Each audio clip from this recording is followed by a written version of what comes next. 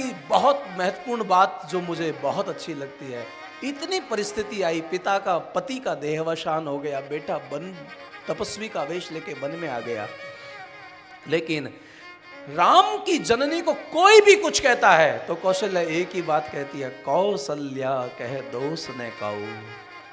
मेरे भाई बहन, अपने दुख का कारण दूसरे को मत मानना। इस दुनिया में किसी की ताकत नहीं कि कोई हमें दुखी कर सके। रामायण के किसी भी प्रकरण को आप पढ़ो, भरद्वाज मुनि भी कहते हैं, तात के कई दोष नहीं गई गिरा मति भूल। वशिष्ठ जी ने भी कहा, हानि लाभ जीवन मरण जस अपयस विधि हाथ। और तो और हम निषाद की बातें करें ना, जिसको थोड़ी देर राम का संग मिला है, वो निषाद भी कहता है, विधि बाम की करनी कठिन जहि मातु कीनी बावरी। मेरे भाई बहन, ये जीवन कोई रेलवे लाइन नहीं है, ये गंगा की धारा है। अगर बहुत उतार चढ़ाव आए ना, तो जो आनंद सहने में है ना, वो कहने में नहीं है। दुनिया के सामने हंसने के बजाय अपने आराध्य के सामने, श्रीमन नारायण के सामने, लाल जी के सामने अगर आंसू भी बहाओगे ना, तो मेरे भाई बहन उस आंसू का आनंद भी बहुत अतुलनीय होगा। वरना ये दुनिया है मेरे भाई बहन, जो दर्द मिला अपनों से मिला, गैरों से शिकायत कौन करे। जो जख्म मिले फूलों से मिले, कांटों से शिकायत कौन करे। जो जख्म मिलते हैं वो फूलों से मिलते हैं। जब बहुत करीबी व्यक्ति तुम्हारा विश्वास तोड़ेगा ना, तब आपको लगेगा कि वास्तविक बाप किस उम्मीद से बेटी का पालन करता है। लेकिन कभी कभी जब पिता की भावनाओं को बेटी नहीं समझ पाती है और वो किसी अधर्म और विधर्म में चली जाती है, तब उस बाप को पूछो, वो समाज में जीता है लेकिन उसके जीने का आनंद खत्म हो गया है। इसलिए मेरे भाई बहन, हम समाज को संस्कार देने से ना चूक जाएं।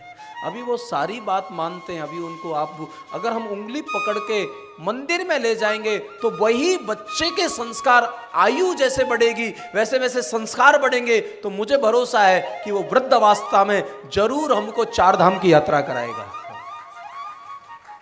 लेकिन अगर हम बचपन से ही बच्चों को, याद रखना, हम जो सिखाना चाहते हैं वो बच्चे नहीं सीखते हैं, हम जो करते हैं वो बच्चे सीखते हैं।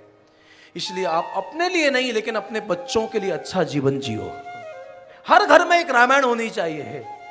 तुम पढ़ पाओ तो मैं आपकी सुमति को प्रणाम करता हूं, अगर ना भी पढ़ पाओ तो कम से कम तुम्हारी आने वाली पीढ़ी इस बात को तो समझेगी कि हमारे पिताजी के दादाजी रामायण पढ़ते थे।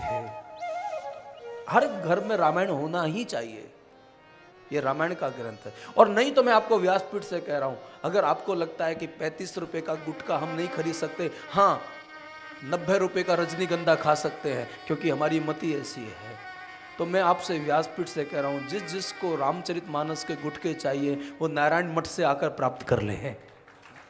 स्वामी जी का जन्मोत्सव है, स्वामी जी सबको, कोई भी जाके स्वामी जी से रामायण मांगेगा कि स्वामी जी मुझे रामायण का पाठ करना है, मुझे गीता का पाठ करना है, तो ये दो ग्रंथ ऐसे हैं कि नारायण मठ हमेशा आपको उपलब्ध कराएगा। रामायण और गीता हमारे घर में होना चाहिए। मेरे भाई बहन, ये कहना पड़ता है, ये अच्छी बात नहीं है। हमारे घर में राम दरबार होना ही चाहिए।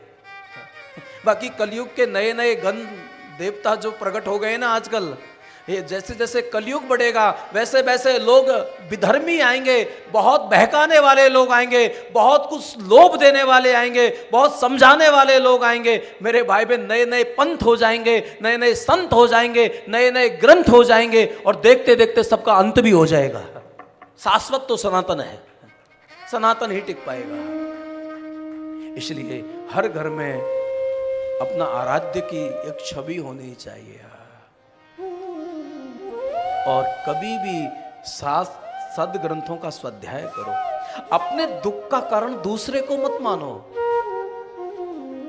रहीमन विपदाहु भली जो थोरे दिन होए, बहुत सिखा के हजारों ग्रंथ और सैकड़ों साधु हमें जितना नहीं समझा पाते, जितनी परिस्थितियां हमको निखार के जाती हैं। इसलिए पलायनवादी मत बनो।